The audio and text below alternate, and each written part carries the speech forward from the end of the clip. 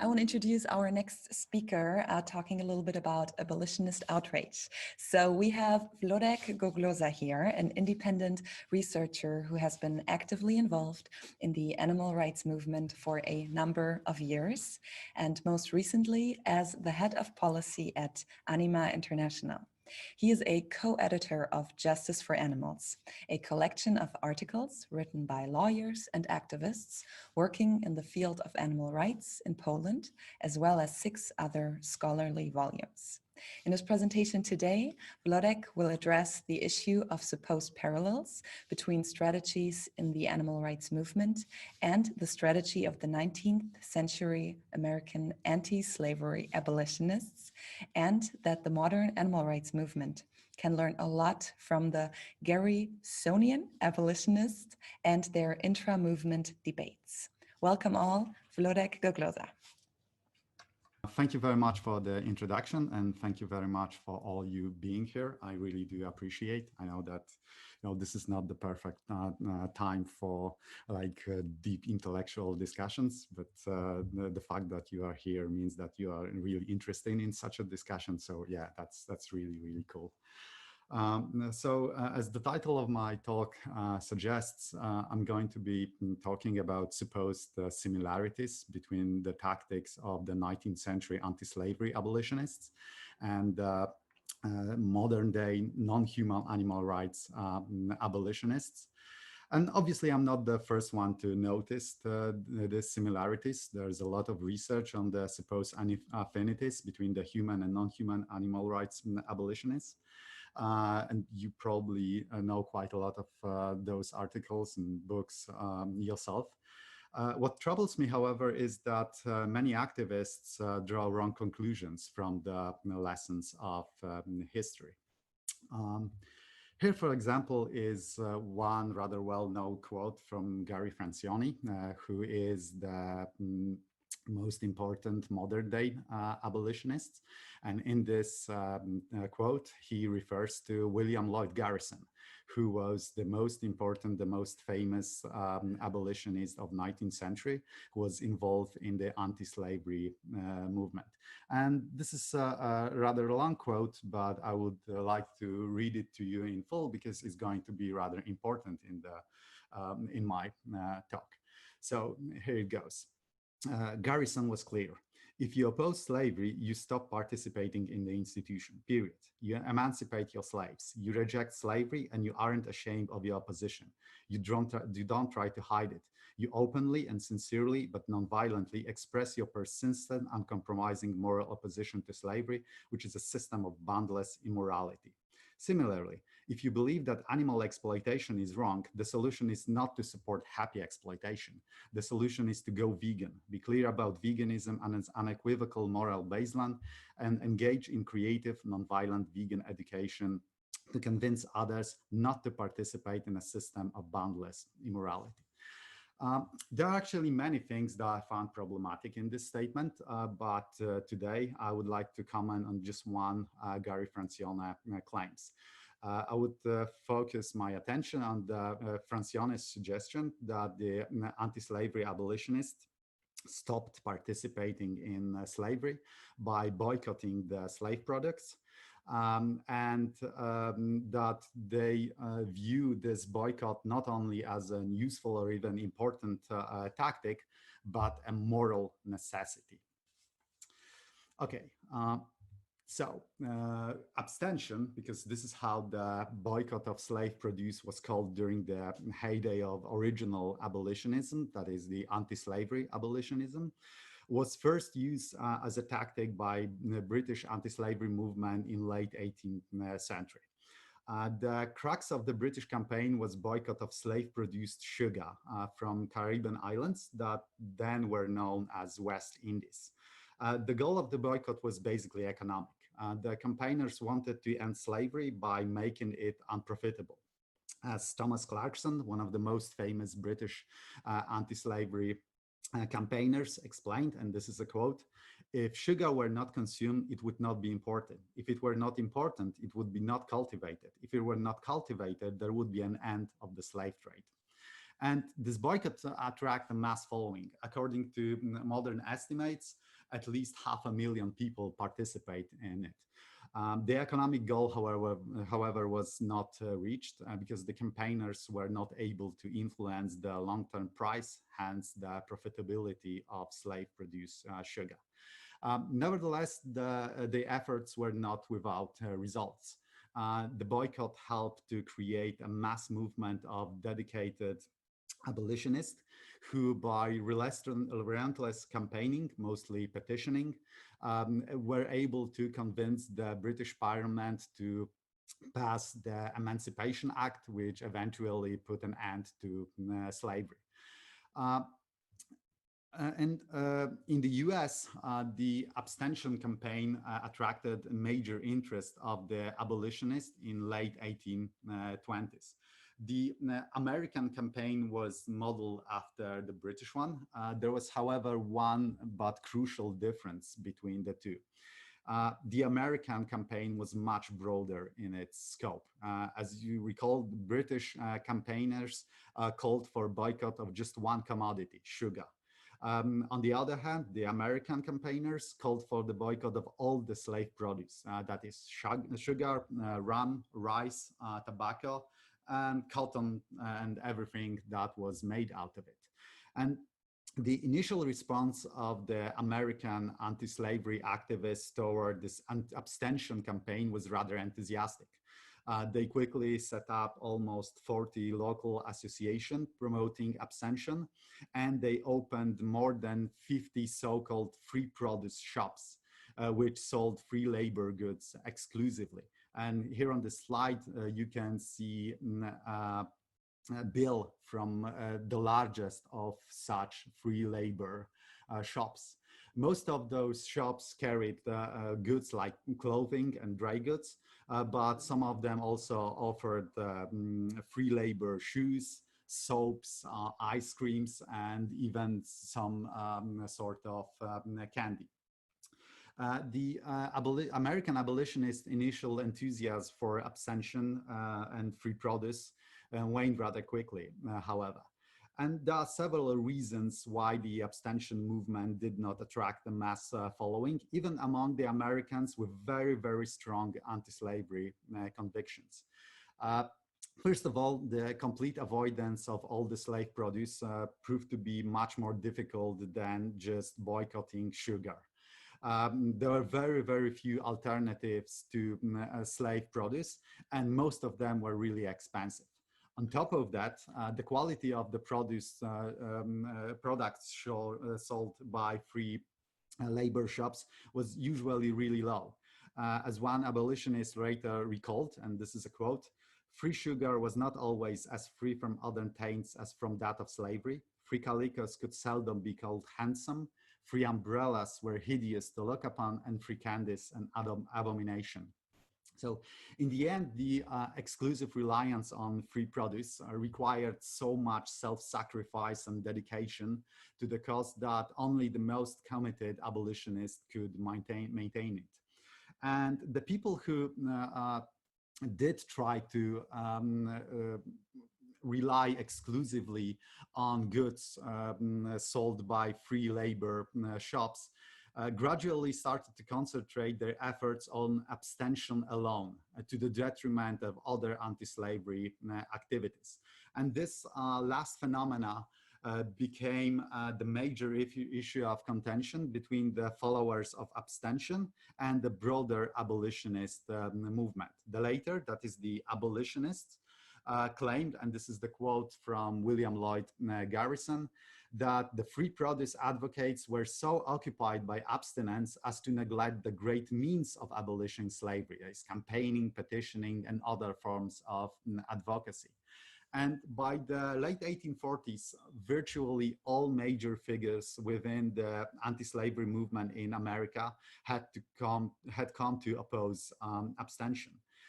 As a result, abstentionism in 1850s came to be associated almost exclusively with a very small sect of Quakers, who gradually distanced themselves from the broader abolitionist and anti-slavery movement.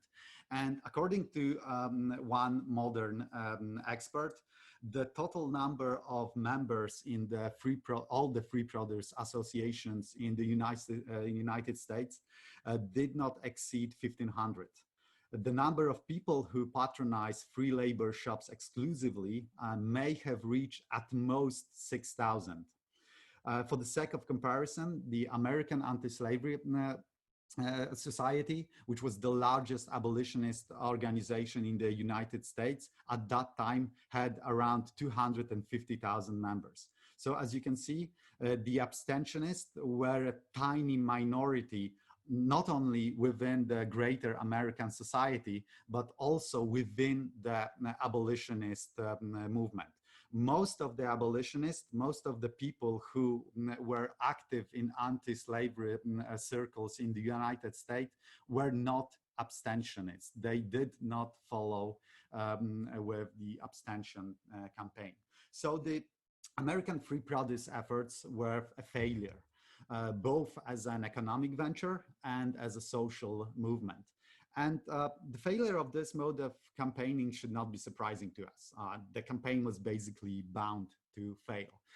There are obviously many factors that impact the success of a commodity boycott, but the most important is the availability of a suitable alternative.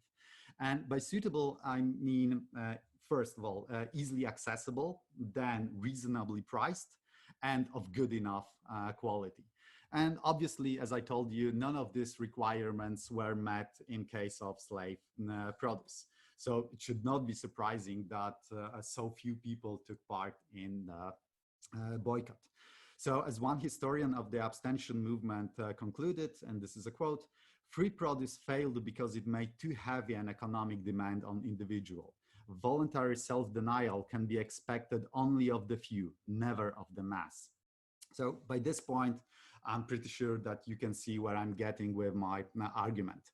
I believe that the modern day abolitionists, the human and non-human animal rights abolitionists, who insist that veganism should be the primary, if not the sole focus for animal advocacy, are making very similar mistake to the one that the abstentionists in the 19th century US did. Contrary to what many advocates, including Gary Francione, claim, veganism is not easy. Or at least it's not easy everywhere, not always, and not to everyone. And I have data to back up this claim. Despite several decades of relentless campaigning by various groups all around the world, the number of vegan and vegetarians in most Western countries is still relatively low, usually below 5% of the population, and is actually barely growing. Here you can see data from several countries. All of them are Western countries, and what is actually important, those countries themselves are outliers. The number of vegan and vegetarians in those countries is higher than anywhere else in the world. And still, as you can see, the numbers are really low. The US is not included in this table, but it's because the numbers in the US are really low. According to recent data, less than 2% of the populations of the population in the US considers themselves to be vegetarians or vegans. What is even more important, however, and not often enough acknowledged by the animal rights and the vegan movement, is that most people who try to go vegan or vegetarian, which is obviously significantly easier, abandon their efforts after a relatively short amount of time. At any given point of time, there's at least 3 times as many former vegans and vegetarians than the current ones. In US, the situation is actually worse. An extensive study conducted by Faunalytics not that long ago shows that in the United States, the number of former vegetarians is 5 times higher than the number of current vegetarians. So the dropout rate for vegetarians is around 84%. For vegans, it's around 70%. The mean length of adherence to vegetarianism is around 4 years. To veganism is less than 2 years. And what's important is that when the former vegans and vegetarians are asked why they abandoned their diet, most of them claim that they experienced some unwelcome social issues, that they were forced to explain themselves to their peers on a regular basis, which they found uncomfortable.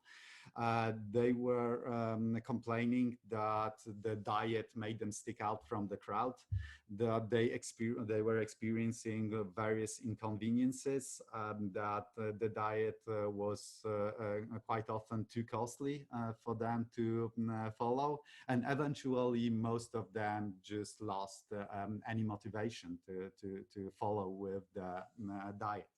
Significantly, and this is worth stressing, only a very low percentage of former vegans and vegetarians surveyed stated that they experience a shift in ethical thinking. And here I have a very good quote from two scholars who I believe most of you are familiar because they are very influential within this movement of ours, Sue Donaldson and Will Kymlicka, who you probably know as the authors of Zoopolis and many, many other great works. So in this quote, they explain why people abandon their commitment to veganism or even vegetarianism.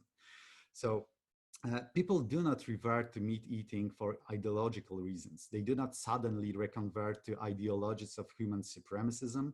They simply find it too difficult to follow through with their ethical commitment in a context where none of the everyday unreflected habits and social cues of their lived environment supports those commitments. So does it all mean that the animal advocates should abandon the promotion of veganism as a hopeless cause?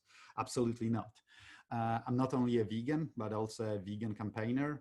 I've been involved in various animal rights organizations for a very long time, and all of them were conducting vegan campaigns. And I see a lot of value in campaigning for veganism.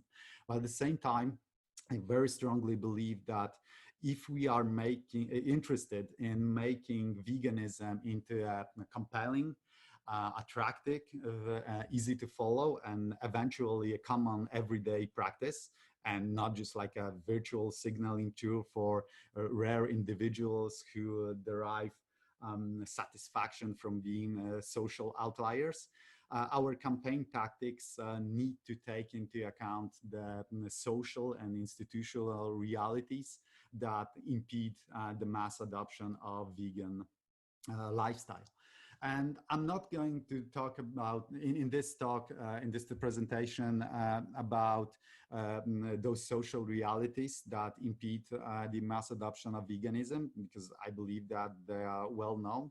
And I'm also not going to talk how to take them into account in our vegan campaigns, because I actually did write about this rather extensively. And I would like to point you to one such article. Several months ago, Anima International on their blog published my lengthy article, which has the same title as this talk, is Abolitionist Outrage, what the vegan movement can learn from the anti-slavery abolitionism in the 19th century. And in this lengthy article, I go deeper into the similarities between the 19th century anti-slavery abolitionism and the modern day non-human animal rights abolitionism. And I also explain what I find particularly troublesome about some of the tactics used by modern day abolitionists. And I give some cues on how to change our campaigns in a way that makes them more effective. Obviously, those cues, those suggestions are not really that original. I'm not the only one who have thought about this subject for a very long time. I'm actually quoting several other much more experienced people than I am, like Tobias Lennart, Martin Baluch, and other long-time activists who have been successfully promoting veganism in various contexts all around the world. I would, if you find my talk interesting, I would strongly encourage you to read this article that's mentioned as a first on this slide. And if you are interested in how the British experience may be, the 19th century British abolitionist experience may be used for our cause, then you should read also the second text that wrote on this slide. It's the Social Movements, Lessons from the British Anti-Slavery Movement. It was published by Sentience Institute, and it's also a lengthy treatment of the subject and basically reaches very similar conclusions. And if you are interested in the abstention movement itself, then I would suggest checking the third point us this slide. It's a book by Professor Holcomb. It's More Commerce, Quakers and Transatlantic Boycott of the Slave Labor Economy. It's a very good, very readable academic book published by Cornell University Press several years ago. And lastly, last but not least, there's an excellent book by Tobias Lennart that I'm sure most of you know, How to Create a Vegan World, a Pragmatic Approach. And I basically agree with most of what he is saying in this book. And I believe that the tactic he is suggesting in this book may actually bring us closer to the vegan world, and is actually a better tactic than the one that is championed by Gary Francione and many of his esteemed colleagues. Okay, so that's basically it. Thank you very much for listening to this talk. I hope you find it interesting. If you have any questions, you can ask them right now via this Q&A chat. And if you would like to stay in contact with me, there's my email address on this slide. It's basically wlodek@allhands.agency. Thank you. Thank you so much for that little travel back to time and for making that link. It's really interesting. So yeah, we have some questions coming in, so I'm just going to read them out loud to you. So first one is, first of all, such an interesting topic. Can you give a precise example of a modern day abolitionist that is ineffective in its work today, and shortly explain why it is ineffective in its purpose? Okay, I think the one feature of the modern day abolitionist that troubles me the most is that it treats veganism as a moral baseline. And this is problematic because it actually makes harder for the it's make harder for us to convince other people to go vegan. And there are several reasons for this, but the one I find most important is that when you quote the subject of veganism in moral terms, you immediately make veganism as part of someone's identity. So for someone to become vegan, it means that it has to change at least a part of his or her identity. And this is actually problematic because most of us are strongly attached to who we are. Most of us are strongly attached to our beliefs, even if they are rather unreflected. And when challenged with the views and claims that make our everyday practices morally wrong, we immediately look for justifications, and we have a lot of biases we can use to justify ourselves. So when you making veganism about morality mostly, you quite often will make people who are trying to convince Stonewall, which is quite problematic. And there's actually quite a lot of research on this. So if anyone interested, I don't have it on top of my head. I cannot give you any pointers to articles that deals with this particular issue. But if anyone is interested, just contact me through this email address, and I will send you pointers. Perfect. Next one, first, again, thanks for the inspiring talk and the links. Are you also interested in learning from failures of the history of the animal movement? And is it important to build up networks of people who are interested in the history of the animal movement? Because we are interested. Yeah, definitely. I'm interested in social movements in general. I believe strongly that the successful social movements have some common features, and finding those features will definitely benefit the movement of ours. So yeah, we should definitely learn from the past social movement. We should also analyze what the current successful social movements are doing, and we should make use of all those findings. So I'm also interested in the past animal rights movement history. I've been reading quite a lot about this recently, and yeah, there are some quite interesting articles and even some books about it. Most of them focus on the Western world, especially UK and US, which is not surprising because the animal rights movement has the longest history in those countries. And the fact that so much research focuses on Western countries has also some problematic sides.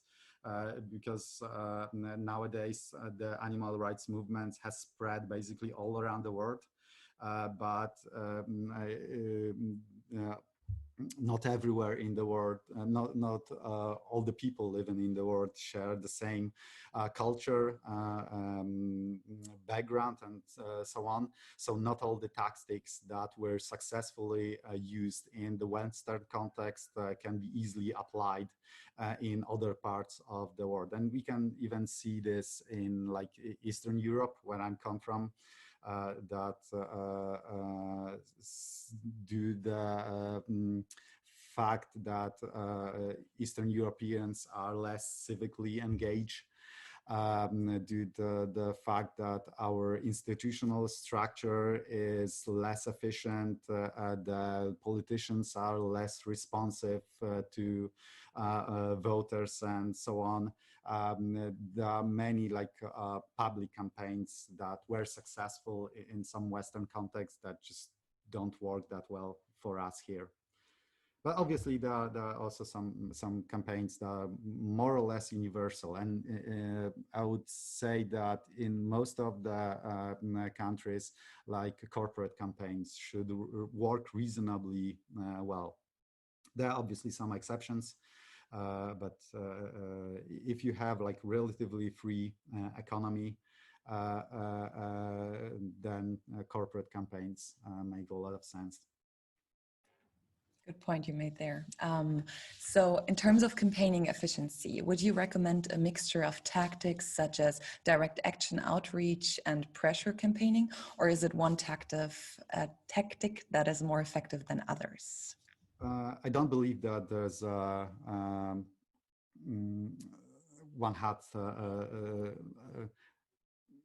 one size that fits all. Like there are many different tactics that can be used, and they are not mutually exclusive. So definitely you can mix like corporate campaigns with public outreach campaigns. It's all of it depends on your particular talents, the social setting that you're in, the institutional setting, and so on. So there's definitely not one particular type of campaign that I would say should be our sole focus. But it doesn't mean that every single campaign is actually worth pursuing. I totally agree that we need basically all approaches to make a change. So next question is, are you arguing that animal rights organizations should be more upfront about our goal being the complete abolition of animal agriculture and fishing? We should definitely not hide it.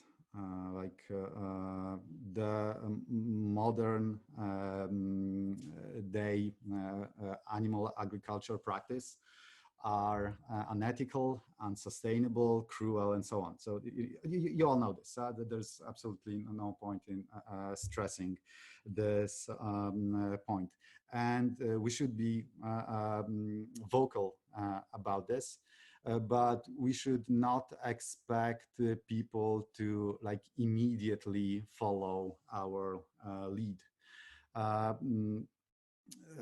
First of all, still many people do not realize how cruel the industry is, and there's a good reason for this. The industry is very secretive about its practices. Also, as I told you, we have many biases that we employ to justify our ways. So even when people are confronted with some footages, for example, of cruel practices, they will immediately claim that they are absolutely not responsible. It is the farmers who are doing it. You cannot held me accountable for what they are doing, and so on. So yeah, we should be vocal about our end goal, but we also should take into account that being vocal will not solve our problems. Like, all right. Last question for you before you can move things to the Q&A session is, do you think that the term slavery is a good term to use with non-human animals? It's really common that activists use this. Yeah, it's a complex issue. Myself, I would not use this term when communicating with a general public. I do understand why animal rights advocates use this, and I myself agree that it makes sense to use this word within the context of the animal exploitation, because yeah, what we are doing is to the animals is basically enslaving them. But the thing is that this word has such a strong like social connotation, historical connotations, that I believe that most of people in like general public would react with hostility towards us if we use this, especially right now, like in the United States, within the context of Black Lives Matter and everything that is connected to what's happening there, making a claim that animals are enslaved may be at least touchy, if not worse. So as I tell you, I do believe that this word makes sense. It's appropriate word when we are talking among ourselves about this, but when we are communicating with the general public, I would not use this word.